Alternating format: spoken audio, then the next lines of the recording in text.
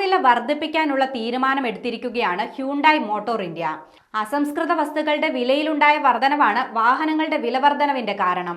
എല്ലാ മോഡലുകൾക്കും 25,000 രൂപ വരെയാണ് വർധനവുണ്ടാവുക. ജനുവരി 1 മുതൽ വാഹനങ്ങൾക്ക് വിലവർധന നടപ്പിലാക്കാനാണ് നിലവിലെ തീരുമാനം. എല്ലാ മോഡലുകൾക്കും വിലവർധനവ് ബാധകമായിരിക്കുമെന്ന് കമ്പനി അറിയിച്ചു. ഇതോടെ Creta, venue, grand ഐട്ടൺ, NIOS, Alcazar തുടങ്ങിയ ഹ്യുണ്ടായി കാറുകളുടെ വില 2025 ജനുവരി മുതൽ വർദ്ധിക്കും. ഇൻപുട്ട് ചിലവുകൾ വർദ്ധിക്കുന്നതിനാലാണ് വിലയിൽ മാറ്റങ്ങൾ വരുത്താൻ തീരുമാനിച്ചിരിക്കുന്നതെന്ന് ഹ്യുണ്ടായി മോട്ടോർ വ്യക്തമാക്കി.